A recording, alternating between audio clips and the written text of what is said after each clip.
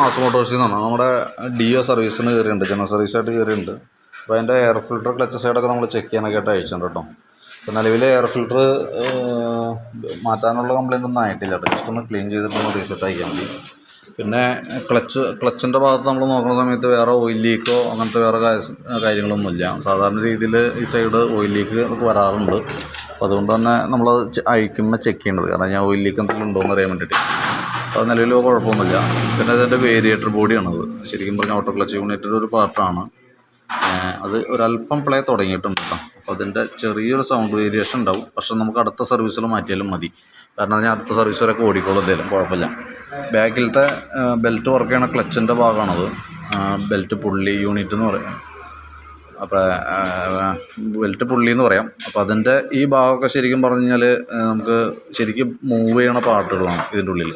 അപ്പോൾ നമ്മളതൊന്ന് ഗ്രീസ് ചെയ്യാനൊക്കെ ആയിട്ട് അഴിച്ചാണ് കേട്ടോ ബാക്ക് സൈഡ്. അതൊക്കെ നമുക്ക് ഓൾറെഡി ഈ ജനറൽ സർവീസിൽ ഇൻക്ലൂഡ് ആണ്. പിന്നെ അതേപോലെ തന്നെ ബെൽറ്റിൻ്റെ ഭാഗം നമ്മളൊന്ന് ചെക്ക് ചെയ്യുന്നുണ്ട്. ബെൽറ്റ് നോക്കുമ്പോഴത്തേക്കും കമ്പനി ബെൽറ്റ് തന്നെ നടക്കണേ. ബെൽറ്റ് വേറെ കംപ്ലൈൻറ്റോ കാര്യങ്ങളൊന്നുമില്ല.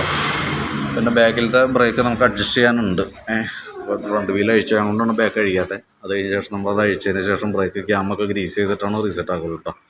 അപ്പോൾ ബ്രേക്ക് അഡ്ജസ്റ്റ് ചെയ്യാനുണ്ട്. പിന്നെ ബാക്ക് ടയർ ഫുള്ള് തീർന്നേക്കാണ്, അതിനുള്ള മാർജിനേഴ്സ് പറഞ്ഞിട്ടുണ്ടല്ലോ. പിന്നെ കിക്കറുടെ ഭാഗത്തുള്ള വീലൊക്കെ നമുക്കൊന്ന് ഗ്രീസ് ചെയ്തിടും. അവിടെ വരുമ്പോഴത്തേക്കും വേറെ ഹെഡിനകത്ത് കാര്യമായിട്ടുള്ള വേറെ ലീക്കോ കാര്യങ്ങളൊന്നുമില്ല.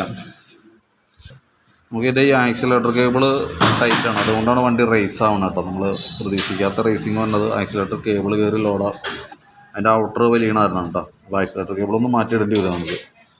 പിന്നെ ആക്സിലേറ്റർ മറ്റേ കാർബറേറ്റർ നമുക്ക് അഴിച്ച് ക്ലീൻ ചെയ്യാനുള്ള കംപ്ലയിൻ്റ് ഒന്നും നിലവിലിപ്പോൾ ഇല്ലാത്തതുകൊണ്ട് നമ്മൾ അഴിക്കണില്ല. കാരണം ഞാൻ അഴിക്കുമ്പോൾ നമുക്ക് ഏകദേശം ഒരു 375 രൂപ നമുക്ക് ചിലവ് തന്നെയാണ്. അഡീഷണൽ നമുക്ക് ഇതിന് പുറമെ വന്ന കേസാണ്. അപ്പോൾ ഏകദേശം നമുക്കൊരു 375 രൂപയോളം നമുക്ക് അതിന് വേണ്ടിയിട്ട് മുടക്കേണ്ടി വരും. പിന്നെ അഴിക്കുമ്പോൾ വല്ല ജെറ്റോ കാര്യങ്ങൾ എന്തെങ്കിലും പ്രോബ്ലം ഉണ്ടെങ്കിൽ, നമുക്കിപ്പോൾ കംപ്ലയിൻറ്റ് ഇല്ലാത്തത് കൊണ്ടാണ് അഴിക്കണ കേസും പറയാതെ കേട്ടോ. അതൊക്കെ നമുക്ക് ഇങ്ങനെ യൂസ് ചെയ്യാം. പിന്നെയെന്ന് പറഞ്ഞാൽ നമുക്ക് അതിൻ്റെ ഫ്രണ്ടിലേക്ക് വരുമ്പോഴത്തേക്കും അതിൻ്റെ ഫ്രണ്ട് ബുഷുകളൊക്കെ ജസ്റ്റ് ഒന്ന് അഴിച്ച് നമുക്കൊന്ന് ഗ്രീസ് ചെയ്യാം. ചെറിയൊരു പ്ലേ തുടങ്ങിയിട്ട് അതിൻ്റെ ഉള്ളിലത്തെ കോളർ മാത്രം മാറ്റിയിട്ടേ ഒന്ന് ഗ്രീസ് ചെയ്തിടാം. ഇവിടുത്തെ ഷോക്കിൻ്റെ ബുഷൊന്നും വേറെ കംപ്ലയിൻറ്റ് ചെയ്യും. ഫ്രണ്ട് ബ്രേക്ക് ആയാലും അതിൻ്റെ ക്യാമൊക്കെ ഒന്ന് നമുക്കൊന്ന് ഗ്രീസ് ചെയ്ത് കയറ്റാം. ബ്രേക്ക് ലൈനർ നല്ല ലൈനറാണ് നടക്കണേ. നമുക്ക് ബാറ്ററി നോക്കുമ്പോൾ ബാറ്ററി ആമറോണിൻ്റെ ബാറ്ററിയാണ്, 2022 ബാറ്ററിയാണ്. വോൾട്ട് കാര്യങ്ങളൊന്നും വേറെ പറയത്ത കംപ്ലയിൻ്റ് ഇല്ല.